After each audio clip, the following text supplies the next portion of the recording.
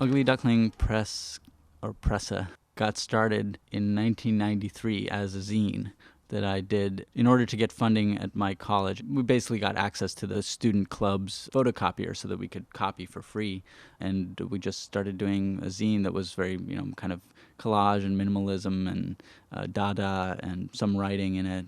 I just kept doing that after college with different collaborators, sometimes by myself, wherever I went. I did one in Moscow, I did one in Boston, and then in New York I met Ellie Ga, and we started working on one together.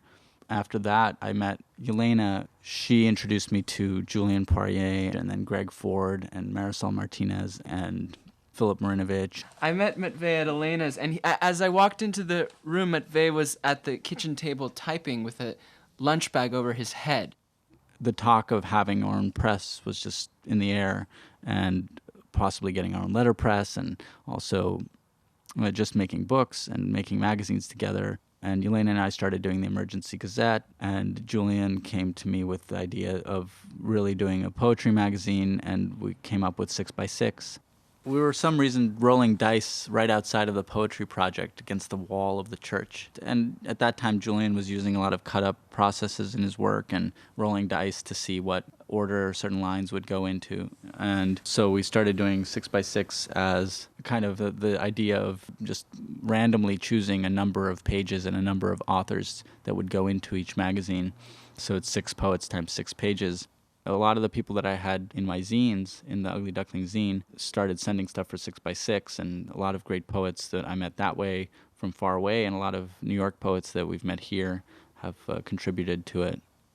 Oh, Ellie Ga found the letterpress upstate when she was working up there, and it was bought for just a few $100s with all those cases of type. It needs a few new parts here and there, but it works, and there's a lot of fabulous type that's come along with it. Much of it that needs to be sorted. It's very liberating somehow to have a press in your basement. Somehow sounds very revolutionary or something like that. Very cool. That was a clip from the documentary Loudmouth Collective, Ugly Duckling Presse, made back in 2003.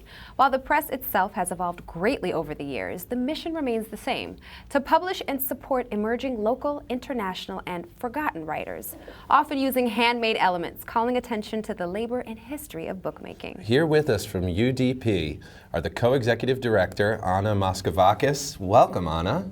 Thank you for being here. We also have UDP editor Daniel Owen, and one of Ugly Duckling Presse's current artists in residence, Woody Leslie. Welcome to BK Live, you guys. Thank you for being here. For sure. Yeah. I loved watching a little bit of that documentary that was kind of like how all of this was born. So we go from that in 2003 to like a bunch of cool stuff on this table. Yeah, absolutely. And where are you at in 2014? Where's the press at physically, and where are you at, artistically? Well, physically, we're in our third and most long-standing space, which is in the can factory in Gowanus, which we love. Really, the press, as Matvey mentioned in the clip, started in basement, living rooms, various places. I remember using that little letterpress to print covers for magazines and stringing them, across his living room, with clothespins. And how has that evolved now? What's the printing press like now? So now we still have that little press, and actually Woody just inked it up not long ago.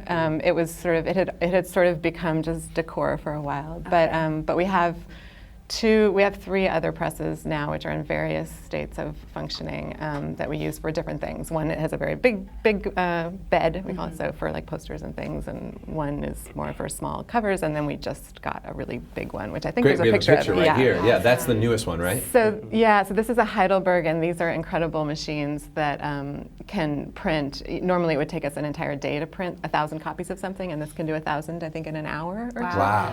But it's going to take us about 34 hours of training to learn how to use it without cutting off our hands. Oh my gosh. So we're entering into that. Yeah, pay attention. For sure. With a master printer from Brooklyn, actually. Why is it important, we have all these books here laid out on the table. Why is it important, why is a printing press important in 2014, not just in Brooklyn, but, around the country? You want to talk about that? Keeping things in print versus like online. I know you have an online catalog too. We'll talk about that. Right. Well, there's something really unique and special, I think, with developing a relationship with like a tactile object that isn't available. Well, there's a different kind of tactility, I suppose, when you have an e-reader or any number of electronic things you could read from. But, the book is There's something so about the much- feel of a book. Like, I struggled for a long time. E-readers are super convenient, but what I find myself doing is purchasing an e-copy and then purchasing like a hard copy. There's just something that feels good about the paper in your hands and feeling the ink. There's just something really awesome about it. But what I really want to ask you is, where did the name Ugly Duckling come from? I had to know. Well, the name Ugly Duckling came from, as Matt said in that clip, he had a zine in college called The Ugly Duckling, and it was named Ugly Duckling after a used car shop.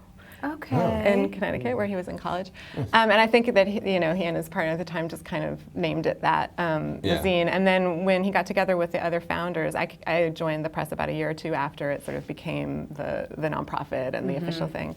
But when he got together with them and all the people named, and decided to start something bigger and larger, then they decided to carry over some of those techniques. They were interested in the book, in circulation, in alternative ideas of circulation, in working together with artists, writers, theater people, and all of those things which were carried over from the zine, and having a sort of a populist kind of side to it. Like anyone, people would just find a copy of the Ugly Duckling zine somewhere, slipped into a weekly, and then they would like submit guerrilla their marketing at that first, kind right? of thing. So to carry that over, but also have it be something more established, eventually having a space and an ability to sort of be a home for a lot of kinds of creative endeavors. And that's where you're at now. Yeah, and I think that's why, the press has an E at the end of it, which is kind of always hard to explain, but it was sort of a way of partly harkening back to some European presses that did things that everybody was interested in, but also we would joke that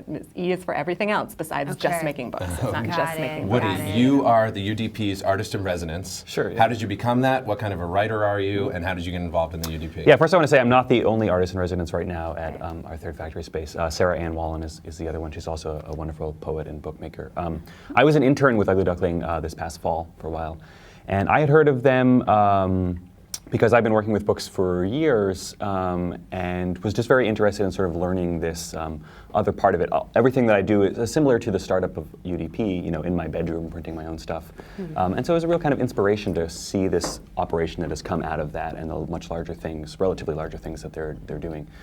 So I learned a lot working with them in the fall, and then when this third factory space started up, I kind of took it on as an opportunity to be able to staff the space while also working on my own book work in the space there at the same time. That's great. Book work is very interesting because let's just draw attention to this. So when you say book, I think it kind of means something different from these guys, right? Because Greg and I were just admiring your MacBook. Sure, yeah. You got to show everyone. Yeah, I call this a MacBook, which is literally that. It's an old Mac with a book in it. How cool is that? And right now it's blank, but there's certainly a lot of potential I've thought of for ideas to go into it. But this has come out of a series of books I call Books on Tape. Okay. And this was the first one, literally that, a book on tape. Very cool. And there's all sorts of obsolete media 45 on tape. and floppy disk. And I think this plays with the idea we were talking about at the beginning, this kind of dichotomy of books that we exist in right now, this digital e-reader and the physical thing. And this to me is kind of speaking to that in that, here's something, books is arguably one of the oldest forms of recording technology. Stone scrolls, tablets, scrolls, tablets, books. So it's been around for thousands of years. And here is technology that has come and gone in less than a lifetime. I mean, nobody uses floppy disks anymore. Nobody uses cassettes, I still have that computer, though. Right, for sure. But in 10 years, you won't. Understood. And here, books have come and survived through all of this. Right. And so it suggests to me that, if books can survive for all these things, they're not going anywhere anytime quickly. And I think UDP really speaks to that in that here are these really beautiful book objects. And that certainly things like magazines, popular fiction, these are going the way of e-readers and the internet for sure.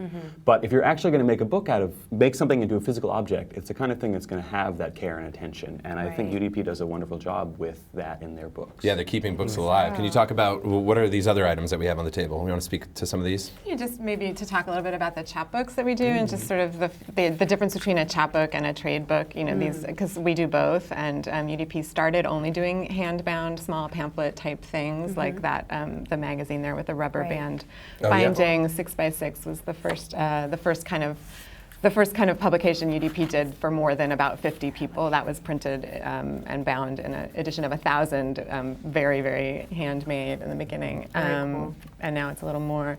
But these kinds of things, which are done in, I think the chapbooks now we do 500 usually. That's kind of gone up from about 150. But we cap it at 500, and there's something about a thing with a limited circulation that does something for the writer as well. I tell my students, and when you're thinking about publishing something, if you publish it on the internet, it's kind of, it could be there forever. Right.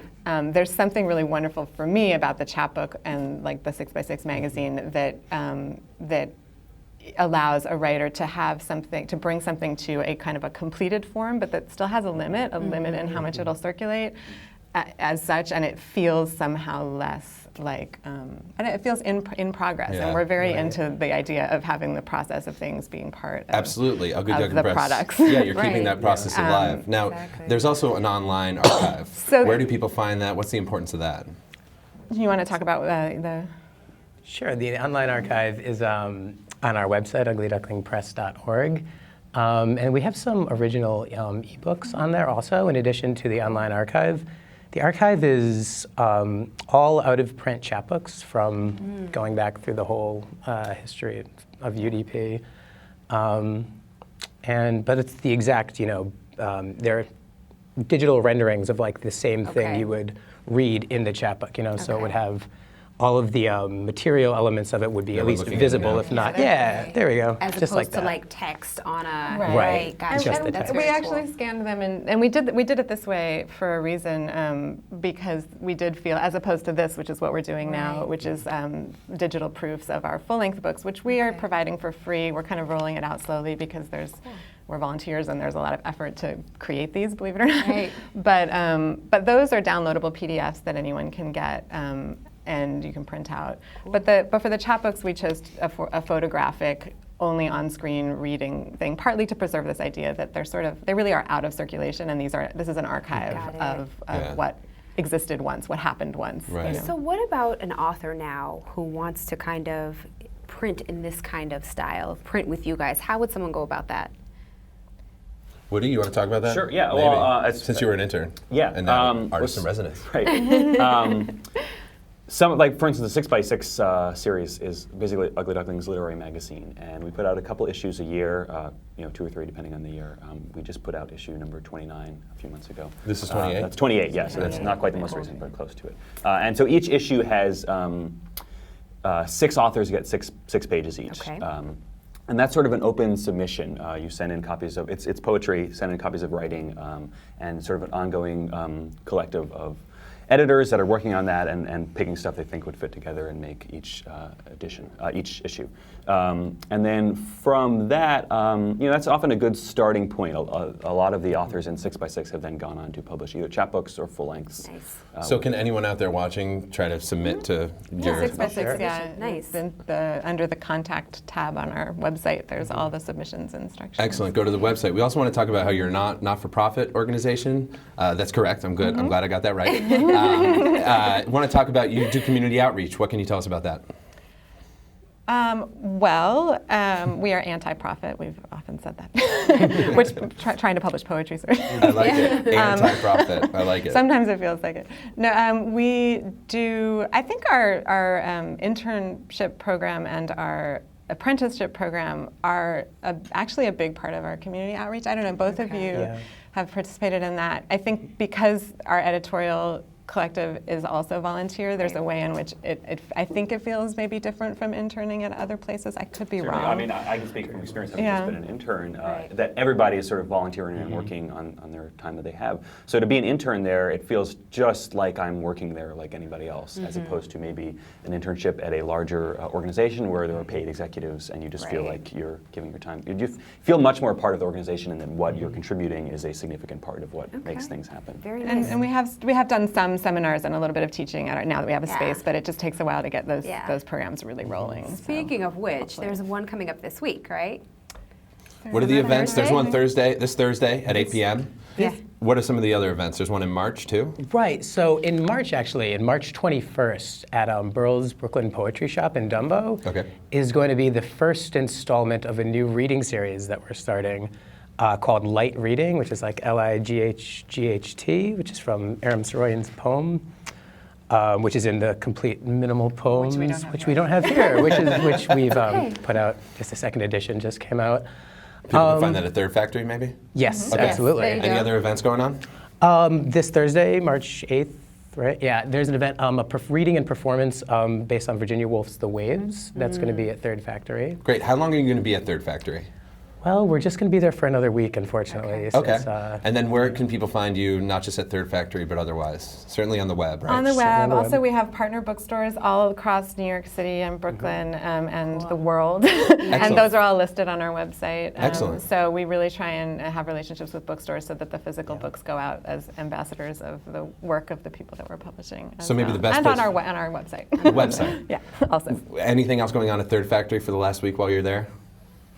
No, yeah, we're just kind of wrapping things up. This event. on Stop Thursday. by there. Come by It's a good there, time to yeah. chat This is and Third look at Factory things. we're looking at right now. Oh, yeah, there it is. You guys are going to be wrapping up there this week. It's in the old space that this television station used to be in. Brick used to be where you are at Third Factory right now. What's the address there? Do you know? 242 3rd Street. 242 Very 3rd nice. Street. Excellent. Very nice. Well, hopefully people will make time to get down there before you guys do have to kind of close up shop. If so, maybe so, right?